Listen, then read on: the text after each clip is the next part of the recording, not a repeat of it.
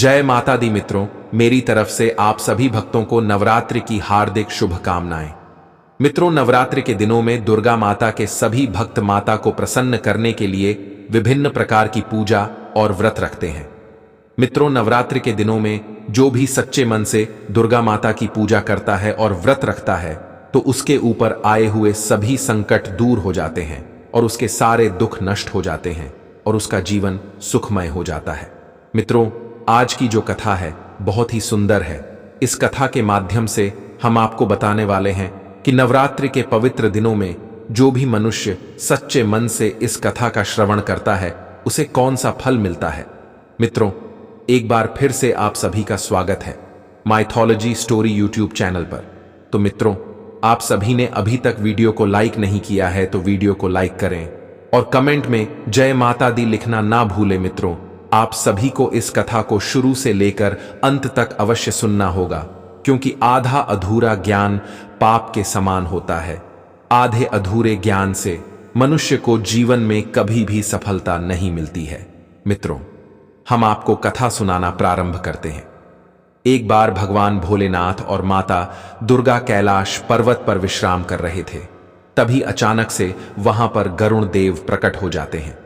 फिर गरुण दवे भगवान भोलेनाथ और माता दुर्गा को प्रणाम करते हुए कहते हैं, हे प्रभु, आज मेरे मन में एक प्रश्न उठ रहा है कि वे कौन सी स्त्रियां होती हैं जिन्हें भूलकर भी नवरात्रि का व्रत नहीं रखना चाहिए। तब भगवान भोलेनाथ गरुण देव जी से कहते हैं, हे गरुण देव, आपने इस प्रश्न को पूछकर पूरी मानव जाति का उद्धार कर दिया है, किंतु हम आपको आपके इस प्रश्न का उत्तर एक महत्वपूर्ण कथा के माध्यम से देना चाहते हैं, लेकिन आपको इस कथा को शुरू से लेकर अंत तक पूरा सुनना होगा। तब गरुण देव जी भगवान भोलेनाथ जी से कहते हे प्रभु, मैं आपको विश्वास दिलाता हूं, मैं इस कथा को शुरू से लेकर अंत तक पूरा अवश्य सुनूंगा और इस कथा का विस्तार समस्त ब्रह्मांड में अवश्य करूंगा। मित्रों, तब भगवान भोलेनाथ गरुण देव जी को कथा सुनाते हुए कहते हैं कि हे गरुण महाराज, किसी नगर में एक धनवान व्यापारी रहता था। उसकी एक ही पुत्री थी और उसका नाम राधिका था। वह अत्यंत क्रोधी स्वभाव की थी, इसलिए वह अपनी सखी सहेलियों पर बहुत गुस्सा हो जाती थी और वह धनी होने के कारण छोटे बड़े में बहुत फर्क करती थी और उसे नगर में रहने वाले गरीब बच्चों को बहुत परेशान करती थी और उसे ऐसा करते देख उसके माता पिता भी कुछ नहीं कहते थे। ऐसे ही दिन बीत रहे थे। राधिका धीरे धीरे बड़ी हो रही थी। अब उसके मन में गंदे विचारों ने जन्म ले लिया था और उसके मन में दिन रात गंदे और काम वासना के विचार उठते रहते थे और उसने अपने एक पड़ोसी के पुत्र से मित्रता कर ली और जब भी उसे समय मिलता था वह उससे मिलने चली जाती थी। फिर कई घंटों तक उससे बातें किया करती थी। धीरे धीरे बातचीत करते करते वे दोनों एक दूसरे से बहुत प्रेम करने लगे, लेकिन ना तो राधिका अपने मन की बात उस पड़ोसी के पुत्र से कह पाती थी और ना ही वह लड़का राधिका से अपने मन की बात कह पाता था। ऐसे ही कुछ दिन बीत रहे थे। फिर एक दिन राधिका उस लड़के को अपने मन की बात बता देती है, जिसे सुनकर वह लड़का बहुत ही प्रसन्न हो जाता है। फिर उन दोनों में और भी गहरा प्रेम हो गया था। अब तो वे दोनों एक दूसरे से छिपकर मिलने लगे थे और वे दोनों एक दूसरे के साथ कई बार संबंध भी बना चुके थे। राधिका और उस पड़ोसी का पुत्र वे दोनों एक दूसरे से विवाह करना चाहते थे, लेकिन अपने माता पिता को बताने से डरते थे। ऐसे ही दिन गुजर रहे थे। एक दिन की बात है, व्यापारी की पत्नी अपने पति से कहती है, हे नाथ, अब हमारी पुत्री विवाह के योग्य हो गई है, इसलिए अब हमें उसका विवाह कर देना चाहिए। तब व्यापारी अपनी पत्नी से कहता है, हे भाग्यवान, तुम ठीक ही कह रही हो, मैं कल से ही उसके लिए कोई अच्छा वर ढूंढता हूं। फिर वह सेठ राधिका से विवाह करने के लिए अच्छे वर की इच्छा लेकर तलाश करने लगा। फिर बहुत तलाश करने के बाद उसे आखिरकार अपने पुत्री के लिए एक अच्छा वर मिल जाता है और उसने राधिका का विवाह एक सुंदर व्यक्ति से कर दिया। वह राधिका से बहुत प्रेम करता था, लेकिन राधिका को अभी भी उस पड़ोसी के पुत्र की याद आती थी और उसका मन घर के कामों में भी नहीं लगता था। इसलिए वह अपने पति से ज्यादा प्रेम नहीं करती थी, लेकिन अपने पति के प्रेम भाव से व्यवहार के कारण राधिका उस पड़ोसी के लड़के को भूल जाती है। ऐसे ही दिन बीत रहे थे। अब राधिका भी अपने पति से प्रेम करने लगती है और वह प्रतिदिन माता दुर्गा की पूजा अर्चना करने लगती है। जब नवरात्रि आती है तो राधिका अपने मन में सोचने लगती है कि मैं बेकार ही अपने पति से नफरत करती थी, लेकिन वे तो मुझसे बहुत प्रेम करते हैं, इसलिए मैं उनकी लंबी उम्र के लिए नवरात्र में दुर्गा माता का व्रत रखूंगी। यह सब सोचकर राधिका नवरात्र में माता दुर्गा का व्रत रख लेती है, लेकिन उसे नव त्रिव्रत के नियम नहीं पता होते हैं, इसलिए वह नवरात्रि के दिन भी अपने पति के साथ संबंध बनाती थी, जिससे उसके घर में लक्ष्मी माता चली जाती है और उसे नवरात्रि में ही कंगाली का सामना करना पड़ गया। अब उसके पति को व्यापार में भी नुकसान होने लगा, जिसके कारण उसके पति ने राधिका को अपने घर से बाहर निकाल दिया। फिर राधिका विलाप करते हुए इधर उधर भटकने लगी। एक दिन वह किसी वन की तरफ जा रही थी, तभी अचानक नख से उसकी दृष्टि एक आश्रम पर पड़ती है। उस आश्रम के समीप एक बूढ़ी साध्वी ध्यान मग्न होकर बैठी हुई थी। तब राधिका उस बूढ़ी साध्वी के पास जाकर जोर जोर से विलाप करने लगती है। फिर बूढ़ी साध्वी राधिका का विलाप सुनकर अपनी आंखें खोल देती हैं और उसे चुप कराते हुए कहती हैं, हे पुत्री, तुम कौन हो और तुम इतना विलाप क्यों कर रही हो? तब राधिका उस बूढ़ी साध्वी को अपने जीवन का सारा वृतांत सुना देती है। राधिका की बात सुनने के बाद बूढ़ी साध्वी एक बार फिर से अपनी आंखें बंद कर लेती हैं और राधिका के जीवन में घटित सभी घटनाओं का दृश्य देख लेती हैं। फिर वह राधिका से कहती हैं, हे पुत्री, तुमने अपने जीवन में एक पाप किया है, जिसके कारण आज तेरी ऐसी दशा हुई है। तुझे याद तो है कि तूने नवरात्र के दिनों में व्रत रखकर अपने पति के साथ संबंध बनाती थी, इसलिए आज तुझे तेरे पति ने तुझे त्याग दिया है और तूने एक दिन अपने पति के त्यागने के बाद भी नवरात्रि का व्रत किया था। ऐसी स्त्री को नवरात्रि का व्रत नहीं रखना चाहिए। तब राधिका उस बूढ़ी साध्वी से कहती है, हे मां, आप मुझे यह बताने का कष्ट करें कि किन स्त्रियों को भूलकर भी नवरात्रि में व्रत नहीं रखना चाहिए। राधिका की बात सुनकर बूढ़ी साध्वी राधिका से कहती हैं, हे पुत्री, तुमने यह बहुत ही महत्वपूर्ण प्रश्न किया है, किंतु मैं तुमको तुम्हारे इस प्रश्न का उत्तर देने से पहले तुमको एक महत्वपूर्ण कथा सुनाना चाहती हूं, लेकिन तुमको इस कथा को शुरू से लेकर अंत तक पूरा सुनना होगा। तब राधिका उस बूढ़ी साध्वी से कहती है, हे मां, मैं आपको विश्वास दिलाती हूं कि मैं इस कथा को शुरू से लेकर अंत तक पूरा अवश्य सुनूंगी। बूढ़ी साध्वी राधिका को कथा सुनाते हुए कहती हैं, हे पुत्री, किसी नगर में एक सेठ रहता था। वह सेठ बहुत बुद्धिमान था। उसने शास्त्रों और वेदों का अध्ययन कर रखा था।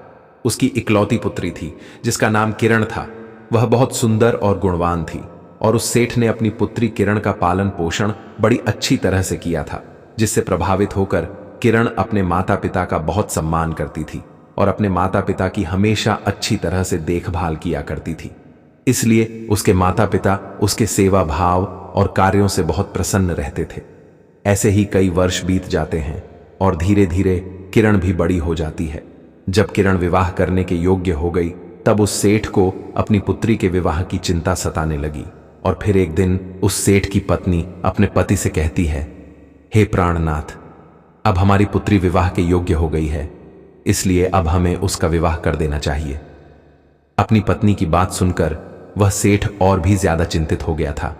उसके बाद वह सेठ अपनी पत्नी से कहता है, हे प्रिय, अभी तक तो मैंने हमारी पुत्री के विवाह के लिए कोई वर ही ढूंढा नहीं है।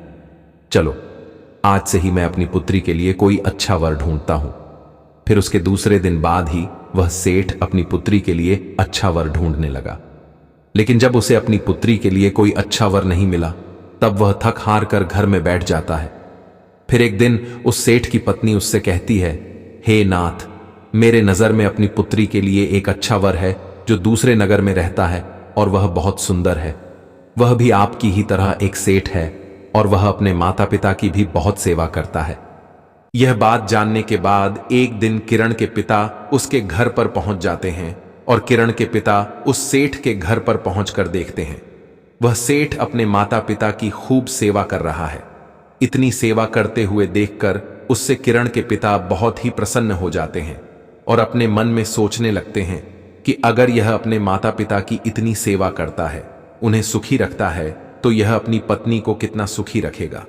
फिर किरण के पिता उस सेठ के माता पिता के सामने उनके पुत्र के लिए अपनी पुत्री से विवाह करने का प्रस्ताव रखते हैं, जिसे उस सेठ के माता पिता स्वीकार कर लेते हैं।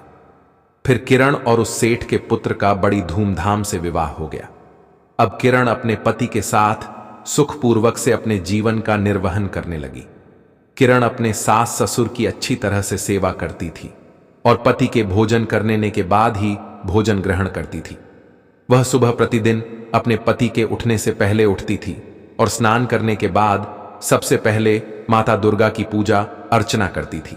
उसके बाद ही घर के नित्य कार्यों को करती थी और संध्या होते ही माता दुर्गा की मूर्ति के सामने एक दीपक अवश्य जलाती थी।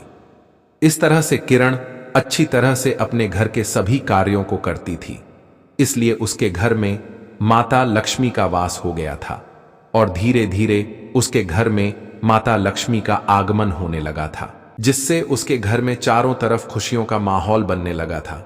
ऐसे ही कई वर्ष बीत जाते हैं। मित्रों, बूढ़ी साध्वी राधिका से कहती हैं, हे पुत्री, एक दिन की बात, किरण का पति सुबह उठते ही काम वासना से भरकर किरण के पास गया और उसके रूप सौंदर्य को देखकर उस पर मोहित हो गया। उसके बाद किरण का पति उसके साथ संबंध बनाते हुए भोग विलास करने लगा, जिससे किरण का शरीर अपवित्र हो जाता है। किंतु उस दिन अपने पति के द्वारा संबंध बनाने के कारण किरण के मन में भी काम वासना भर गई थी, इसलिए उस दिन वह अपने नित्य कार्यों को करना भूल गई थी। पति के साथ संबंध बनाने के बाद किरण बिना स्नान किए ही माता दुर्गा की पूजा करती है और अपने अपवित्र हाथों से मूर्ति को स्पर्श कर देती है, जिससे किरण के शरीर में महामाया का प्रवेश हो जाता है।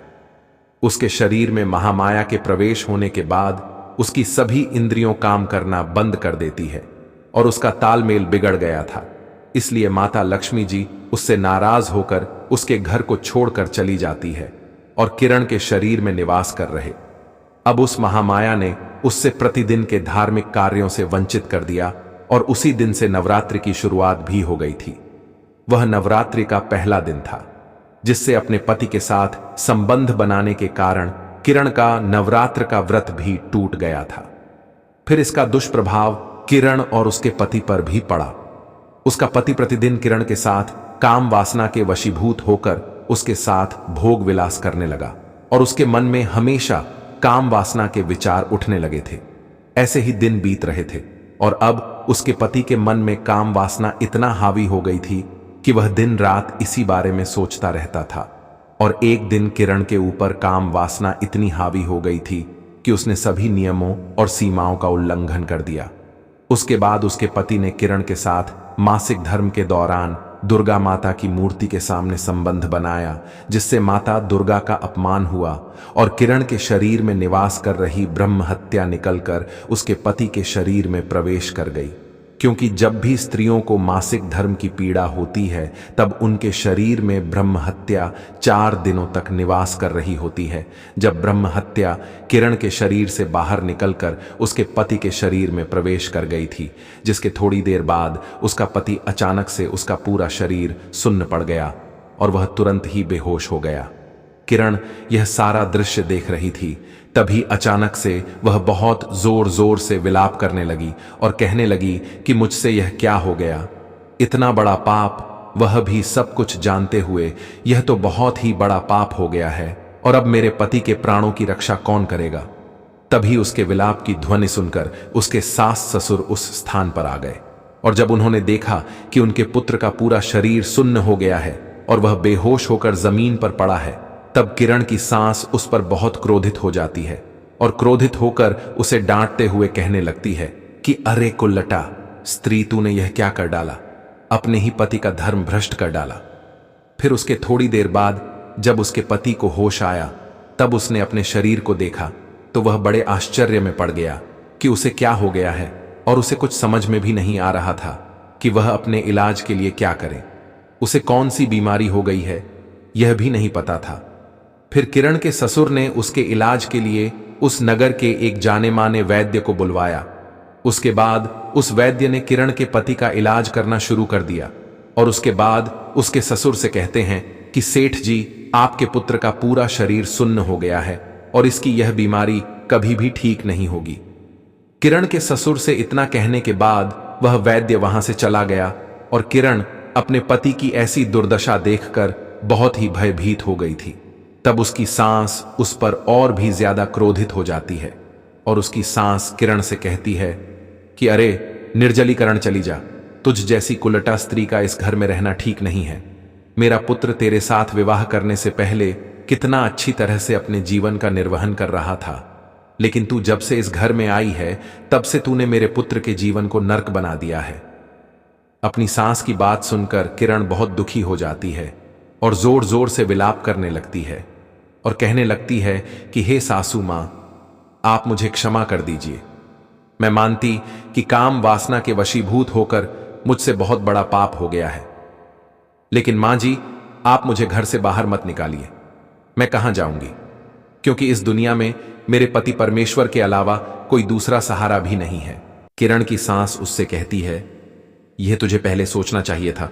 अब तू कहीं भी जाकर मर जा, मेरा इससे कोई लेना देना नहीं है, लेकिन आज से तू इस घर में निवास नहीं कर सकती है।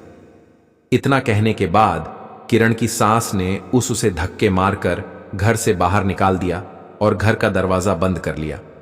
किंतु किरण घर का दरवाजा खटखटा रही, लेकिन किरण की सास को उस पर बिल्कुल भी दया नहीं आती है और उसने घर का दरवाजा नहीं खोला।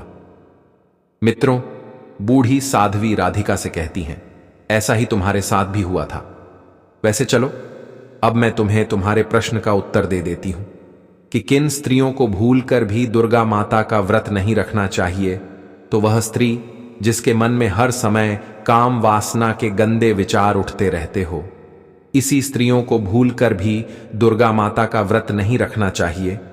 दूसरी स्त्री, जो स्त्री स्वयं धनवान होकर गरीबों को परेशान करती हो, ऐसी स्त्री को भी दुर्गा माता का व्रत नहीं रखना चाहिए। तीसरी स्त्री, अपने पति के द्वारा त्यागी गई स्त्रियों को भूलकर भी दुर्गा माता का व्रत नहीं रखना चाहिए। ऐसी अवस्था में दुर्गा माता का व्रत रखने का कोई फायदा नहीं मिलता है, बल्कि उल्टा कई दोष भी लग जाते हैं। ऐसा तुमने भी किया था, जिसके कारण अब तुम्हें इतनी कठिनाइयों का सामना करना पड़ रहा है। और चौथी स्त्री, जिस स्त्री का दुर्गा माता व्रत से पहले से ही मासिक धर्म चल रहा हो, ऐसी स्त्रियों को भूलकर भी नवरात्रि का व्रत नहीं रखना चाहिए। और वैसे भी नवरात्रि के दौरान स्त्रियों को अपने पति के साथ संबंध बिल्कुल भी नहीं बनाना चाहिए। ऐसा करने से दुर्गा माता उस स्त्री पर क्रोधित हो जाते हैं, साथ ही साथ उस स्त्री का व्रत भी खंडित हो जाता है। लेकिन अगर किसी स्त्री को नवरात्रि व्रत के दौरान मासिक धर्म आ जाता है तो वह स्त्री नवरात्रि का व्रत रख सकती है, किंतु इस अवस्था में स्त्रियों को बहुत ही सावधानी पर ध्यान देना चाहिए। तो इन चारों स्त्रियों को भूलकर भी नवरात्रि का व्रत नहीं रखना चाहिए। मित्रों, भगवान भोलेनाथ गरुण देव जी से कहते हैं, हे गरुण देव जी, अब तो आपको आपके सभी प्रश्नों के उत्तर मिल ही गए होंगे। तब गरुण देव जी भगवान भोलेनाथ से कहते हैं, हे प्रभु, आज आपने मुझे इस कथा के माध्यम से बहुत ही महत्वपूर्ण ज्ञान दिया है और आपने मेरे सभी प्रश्नों के उत्तर भी दे दिए हैं। इसलिए मैं आपको विश्वास दिलाता हूं कि मैं इस कथा का विस्तार समस्त ब्रह्मांड में भी अवश्य करूंगा। मित्रों, जो भी नवरात्रि के दिनों में व्रत रखता है और दुर्गा माता की पूजा अर्चना करता है, उसे जीवन में कभी भी कोई दुख नहीं होता है। उसके सारे दुख आने से पहले ही मिट जाते हैं। मित्रों, जो भी माता दुर्गा का व्रत रखता है और सच्चे मन से उनकी भक्ति करता है, वह नीचे कमेंट बॉक्स में जय माता दी अवश्य लिखें। मित्रों, अगर आप लोग इसी तरह नवरात्रि की व्रत कथा सुनना चाहते हैं तो हमारे चैनल पर बने रहना। मैं आपको नवरात्रि की नई नई कथाएं सुनाऊंगा। दोस्तों, आपने इस कथा का श्रवण कर लिया है। अगर आपकी कोई भी माता बहन जो कि नवरात्रि का व्रत रखती है, तो उसके पास इस वीडियो को जरूर भेजें, ताकि उन्हें भी नवरात्रि की व्रत कथा सुनने का अवसर प्राप्त हो। मित्रों, आपको यह कथा कैसी लगी? नीचे कमेंट बॉक्स में कमेंट करके जरूर बताना। दोस्तों, यह वीडियो पसंद आया हो तो वीडियो लाइक करें और चैनल को भी सब्सक्राइब जरूर करें। उसी के साथ बेल नोटिफिकेशन को ऑल पर जरूर सेलेक्ट करें, ताकि मैं कोई भी वीडियो डालूं तो उसका नोटिफिकेशन सबसे पहले आपके पास पहुंचे और आप सबसे पहले वीडियो को वॉच करें। यहां तक वीडियो देखने के लिए आप सभी का बहुत बहुत धन्यवाद।